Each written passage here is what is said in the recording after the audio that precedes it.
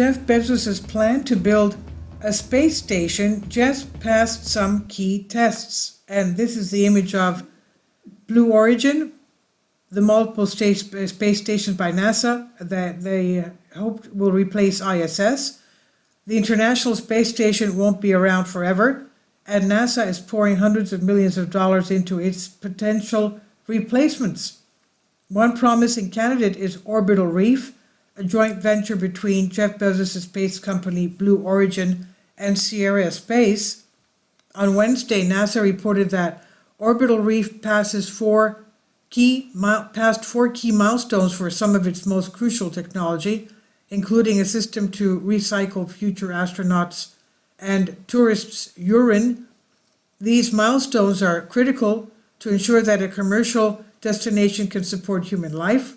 Angela Hart, manager of NASA's Commercial Low Earth Orbit Development Program, said at NASA's announcement, the milestones involve passing a series of tests on Orbital Reef's regenerative system.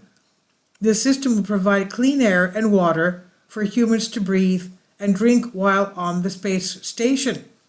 Some of the tests included the system's ability to remove impurities from the air, recover urine for recycling, and maintain a water tank, NASA reports.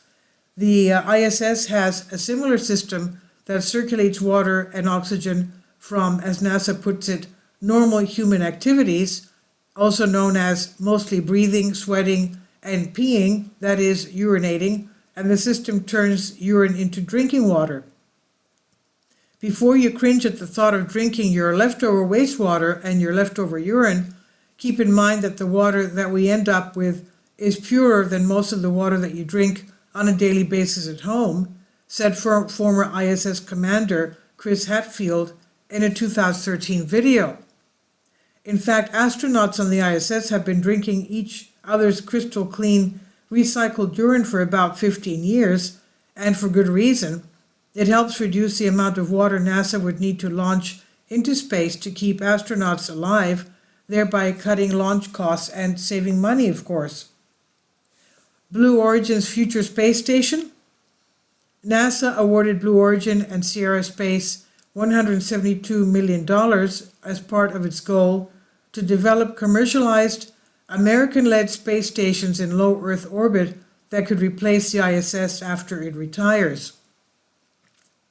These replacements will be a place where NASA can continue and send its astronauts, leasing its own quarters and laboratory space.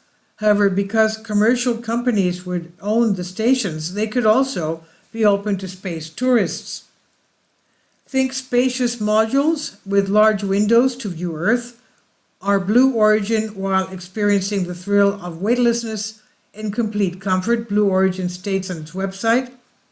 NASA is handing the next generation of space stations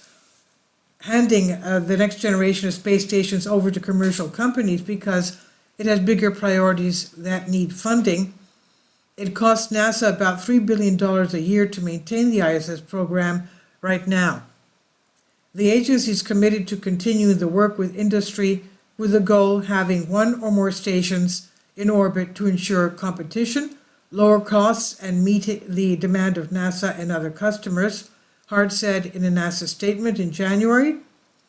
Without the ISS, we will free up NASA's budget to focus its efforts on establishing a permanent human presence on the moon, including a space station in lunar orbit and a base on the lunar surface via the Artemis missions.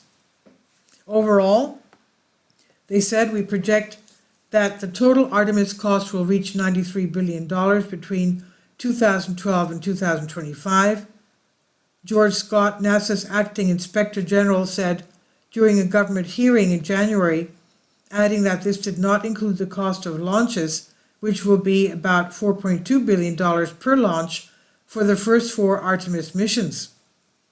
Eventually, NASA hopes to channel its budget towards sending astronauts to Mars. The ISS is on its way out already.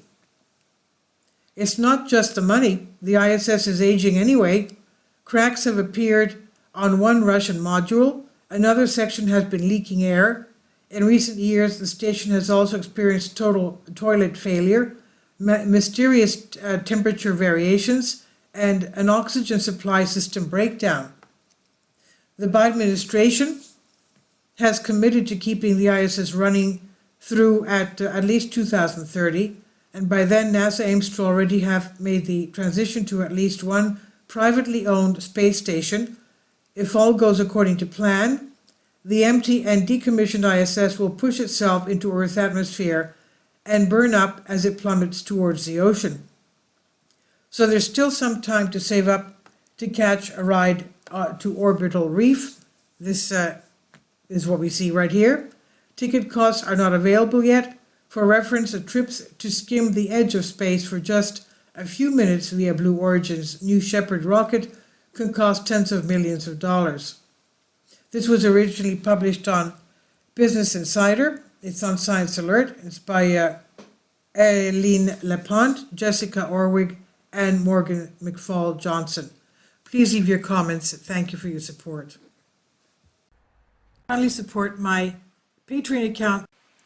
The daily posts are 5 videos daily, and they are totally different from what I have on my YouTube channel.